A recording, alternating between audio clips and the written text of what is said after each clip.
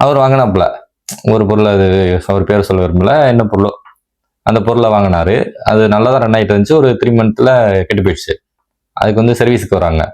அந்தமே கம்மியாக கொடுத்தவங்க வந்து கம்பெனியில் ஃப்ரீ சர்வீஸ் வந்து அவனுக்கு பண்ணி கொடுக்கல. ஃப்ரீ சர்வீஸ் இல்லாமல் அவருக்கு அது பே பண்ணி அந்த சர்வீஸை பண்ணுறாரு. இப்போ பார்த்தோம்னா அவர் வாங்கினதோட அந்த சர்வீஸை சேர்த்தோம்னா அந்த வந்து ஒரிஜினல் ப்ராடக்ட் வச்சிருந்தால அவன் சொன்ன ப்ரைஸை தாண்டி போயிடுச்சு. அவன் சொன்னதோட ஒரு 10 மடங்கு அதிகமாக போயிடுச்சு. இந்த மாதிரி தான் சில பேர். எக்ஸாம்பிளா இந்த எல்இடி பல்ப் இருக்குல்ல, எல்லார் வீட்லயும் இருக்கும். அது சொல்லி வச்சா புரியும்னு நினைக்கிறேன். 9 வாட்ஸா 8 வாட்ஸா இருக்கும். அந்த எல்இடி பல்ப் வந்து பார்த்தீங்கன்னா 50 ரூபா. லோக்கல் எவ்வளோ விற்கிறாங்கன்னு தெரியாது. 50 ரூபா அதோட விலை. 50 ரூபாய்க்கு வாங்கினோம்னா அது ஒரு வருஷத்துக்கு நல்லா ஓடும் கண்டிப்பா.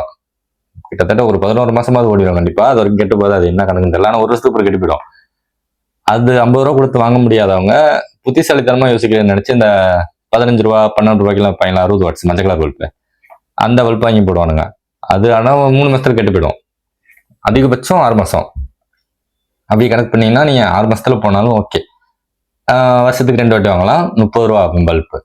அதோட கரண்ட் பில் ஆனால் இந்த எல்இடி பல்பை விட கம்பேர் பண்ணும்போது இது அதிகமாக தான் கன்சியூம் பண்ணும்.